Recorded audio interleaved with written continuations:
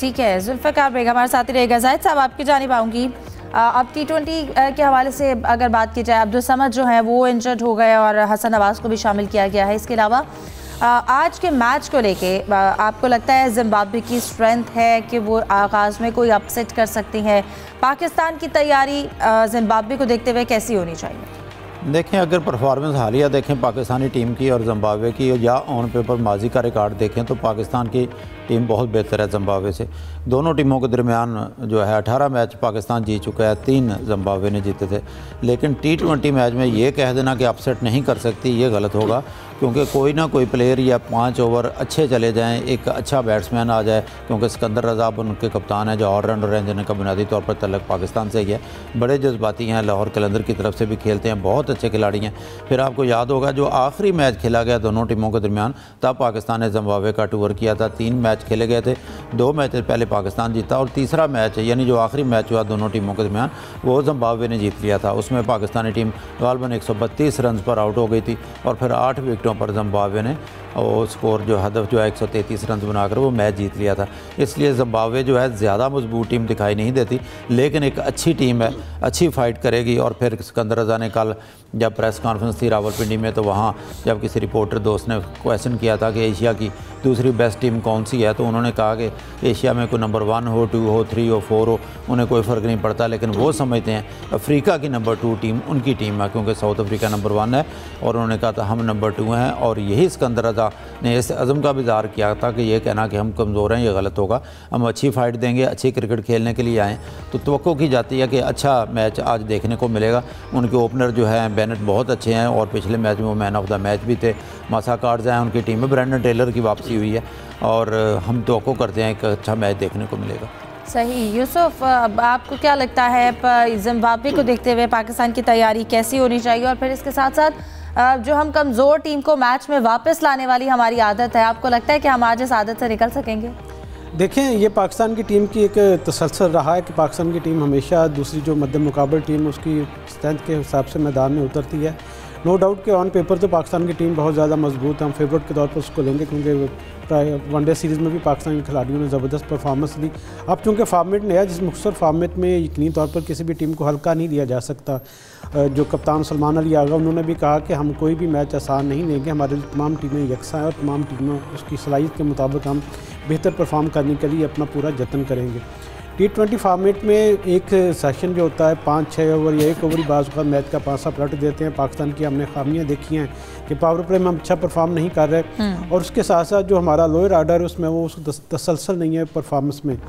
15 run पे कभी हम 5 आउट हो जाते हैं, कभी 17 रन पे हमारे 5 खिलाड़ी आउट हो जाते हैं, जैसा कि माजी में होता भी आया है।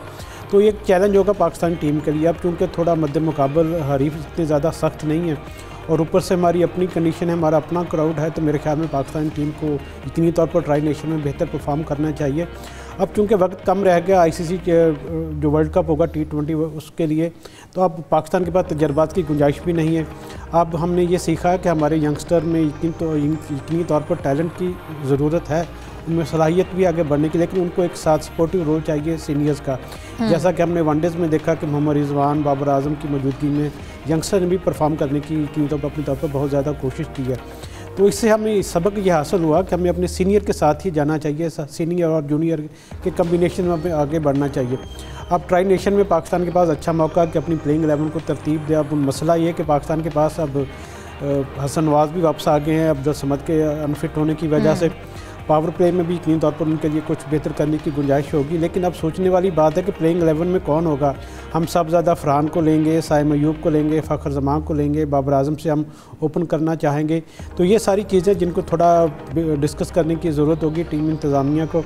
और पिंडी की विकेट पर हमेशा पाकिस्तानी टीम ने अच्छा परफॉर्म किया, यकीनी तौर पर आज जिम्बाब्वे के खिलाफ भी हम एक बड़े मार्जिन से कामयाबी हासिल करने में कामयाब होंगे। बिल्कुल। जुल्फ़िकार बेग साहब, कहिएगा आपको क्या लगता है इस वक्त पिच की कंडीशन को देखते हुए, अब से कुछ देर बाद जो है वो टॉस होगा, पाकिस्तान का फैसला क्या होना चाहिए पिच कंडीशंस को देखकर?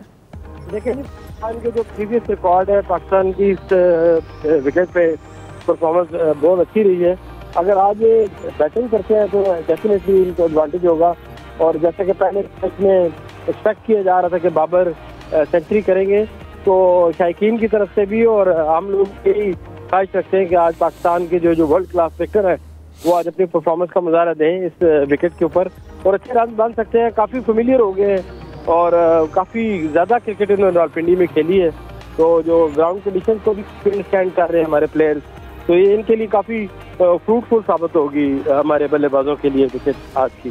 जी सही। जाहिद साहब, आपको क्या लगता है आज के मैच में इस वक्त पिंडी की जो कंडीशंस हैं, पाकिस्तान का फैसला क्या होना चाहिए और हमारा टारगेट कितना होना चाहिए? स्पेशली जो T20 की स्ट्रेटजी है, स्पेशली हम पावर प्ले में बहुत स्ट्रगल करते हुए दिखाई देते हैं, तो पावर प्ले में कौन से खिलाड़ी हमारे लिए आज ज़्यादा कारआमद रहेंगे? इसको देखें, पहली बात तो ये है कि रावलपिंडी का जो वेदर है इस वक्त वहाँ पे ठंड हो चुकी है लाहौर की निस्बत ज़्यादा, और फिर वहाँ औस भी पड़ती है। उसी वजह से आपको याद होगा कि पिछले मैचेस जो हैं वो 8 बजे शुरू होते थे, फिर 7 बजे भी होते रहे, और इस मैच को 6 बजे कर दिया गया ताकि ज़्यादा औस जो है डिस्टर्ब ना करे।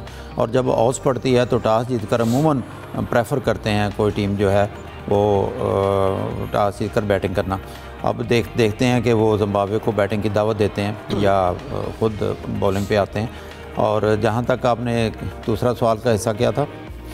जी मैंने ये टारगेट का और पावर प्ले में जो हमारे बैट्समैन स्ट्रगल करते हैं। पावर प्ले देखें, एक बड़े अरसे से हमने यहाँ पे शोर सुना और शोर मचाया गया कि जारहाना क्रिकेट या जो मॉडर्न क्रिकेट है उसमें बहुत ज़्यादा स्कोर होना चाहिए, लेकिन अमेरिका से लेकर फिर एशिया कप की ट्राई सीरीज़, फिर एशिया कप, फिर अब तक जितनी हुई है कहीं भी हमें ऐसा दिखाई नहीं दिया कि आपने पहले 6 ओवर्स में या 5 ओवर्स में आपने 60 या 70 रन किए हों। क्योंकि अभी यूसुफ साहब भी जिक्र कर रहे थे तो लगता तो ऐसा है कि साहबजादा फरहान और साइम अयूब ही ओपनिंग पे आएंगे। फिर देखना यह है कि फ़खर जमां अगर टीम में आते हैं या बाबर आजम आते हैं तो 1 डाउन पे कौन आता है, क्योंकि बाबर को दोबारा टीम में चांस इसीलिए दिया गया है कि एक एंड को वो चला सकें। और बहुत से साबिक टेस्ट क्रिकेट भी उनके मशवरे दे रहे हैं कि आपकी जो अपनी क्रिकेट है, क्योंकि अगर जारहाना क्रिकेट देखी जाए जैसे साहबजादा या साइम खेलते हैं तो बाबर आजम इस किस्म के क्रिकेटर नहीं है, लेकिन एक एंड लाना ज़रूरी है। क्योंकि माजी में देखा गया T20 में बहुत औक़ात हमने 2 या 3 विकेटें पाकिस्तान ने गवा दी पावर प्ले में, तो टीम उसमें प्रेशर में आ गई। क्योंकि T20 की परफॉर्मेंस देखें, अभी वनडे में बहुत अच्छा खेले हैं सलमान अली आगा, टेस्ट बहुत अच्छा खेलते हैं, लेकिन माजी की सीरीज़ जितनी भी देख लें बांग्लादेश से शुरू होकर, इक्का दुक्का कोई ऐसी इनिंग्स हैं जिनकी एग्जाम्पल दी जा सकती है जहाँ पर सलमान आगा ने अच्छा स्कोर किया हो। और अपनी कप्तानी में वो हमने देखा है कि बॉलिंग भी बहुत ही कम करते हैं। तो सलमान आगा तक जाने से पहले ये देखना होगा कि कितना स्कोर बन चुका है। सलमान आगा को भी साबित करना होगा, क्योंकि वर्ल्ड कप T20 में अब ज़्यादा दिन नहीं है और ये T20 सीरीज़ हो भी इसीलिए रही है कि टीमें तैयारी कर सकें और फिर वर्ल्ड कप का एक जो है अच्छा स्क्वाड बना सके। हसन नवाज़ के बारे में बहुत जिक्र हुआ कि उनको टीम में रखा गया, जब तैयारी का मौका आया तो फिर हमने उनको बाहर बिठा दिया, तो लकीली वो खुशकिस्मत रहे। अब उनको चांस मिलता है या नहीं, वो कल टीम को ज्वाइन करेंगे। अब 10 बाद अनलकी रहे कि हो सकता था उनको चांस मिले, नौजवान है वो अनफिट होकर टीम से बाहर हो चुके हैं। सही। यूसुफ, जिस तरह से अभी जाहिद साहब ने बात की है, फिटनेस मसाइल के शिकार है इस वक्त, लगता है कि अब क्योंकि हम वर्ल्ड कप के हवाले से भी बात करें, दिन कम है, तो क्या लगता है टीम मैनेजमेंट वाकई क्वालिटी डेप्थ पर काम कर रही है या फिर हमें हर दफ़ा एमरजेंसी रिप्लेसमेंट दिया जाता है? देखिए, अच्छी बात है कि पाकिस्तान के जो राइजिंग स्टार क्रिकेटर्स हैं वो भी अच्छा परफॉर्म कर रहे हैं। बेंच पर हमारे पास अच्छे खिलाड़ी दस्तयाब होना शुरू हो गए हैं और ये अच्छा साइन है पाकिस्तान के क्रिकेट के हवाले से।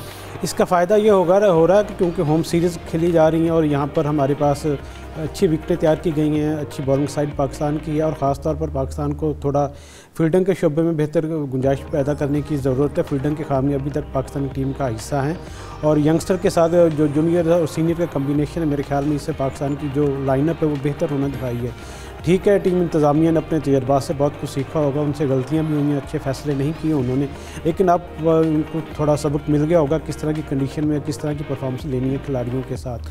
सीनियर और जूनियर कम्बिनेशन पे अगर हम कायम रहते हैं, इस प्लेइंग 11 को भी अपनी बनाते हैं, अच्छी बनाते हैं और एतमाद देते हैं। ज़रूरत इस समर की है कि खिलाड़ियों को एतमाद दिया जाए कि आप इतने मैचेस खेलेंगे, इतने मैचों में आपको आराम का मौका दिया जाएगा, क्योंकि आजकल यही होता है कि रोटेशन बेस पर खिलाड़ियों को ऊपर नीचे किया जाता है। लेकिन अब मेरे ख्याल में पाकिस्तान को एक थोड़ी सी प्लानिंग बेहतर करने की ज़रूरत है कि जितने भी प्लेइंग हमारे खिलाड़ी हैं 15 या 20 खिलाड़ी, उनका एक पूल बनाकर सबको बता दिया जाए कि फ़लाँ सीरीज़ में फ़लाँ जगह पर आपको उसके लिए आजमाएंगे। तो इससे मेरे ख्याल में थोड़ा एतमाद में खिलाड़ियों का इजाफा होगा और उनको भी एहसास होगा कि हम अच्छी परफॉर्मेंस लेकिन उस्मान खान के लिए भी टेस्ट केस होगा विकेट कीपर के लिए। उस्मान खान के लिए तो मेरे ख्याल में असल ज़रूरत तो उनकी थी नहीं कि उसको टीम का हिस्सा बनाया जाता, क्योंकि पाकिस्तान के पास साहबजादा फरहान भी कीपिंग कर लेते हैं। अब मेरे ख्याल में उनको प्लेइंग 11 में जगह बनाना मुश्किल हो जाता है। अगर इस प्लेइंग 11 का ईमानदारी से जिक्र किया जाए तो उसमें सलमान आगा कहीं फिट दिखाई नहीं देते कि उनको किस नंबर पर बैटिंग के लिए भेजा जाए। उस्मान खान हमारे पास हैं, हसन तलत हमारा हिस्सा हैं, फ़हीम अशरफ टीम का हिस्सा हैं। तो प्लेइंग 11 में थोड़ा पाकिस्तान टीम को अब मेरे ख्याल में तजर्बात की थोड़ा है वो रोकनी चाहिए, फैक्ट्री जो है लगा रखी है। अब थोड़ा बेहतर चीज़ों को करना चाहिए कि हमारा ये बेहतरीन जो प्लेइंग साइड होगी और उसके बाद जो बेंच पर हमारे ये को बैठा करेंगे। अब सलमान अली आगा को भी इतनी तौर पर अपनी परफॉर्मेंस बेहतर करने की ज़रूरत है। वनडेज में तो उन्होंने बहुत अच्छा परफॉर्म किया, T20 में हमेशा उनकी बैटिंग पर कैप्टन के हवाले से हमें समझ नहीं आ रही कि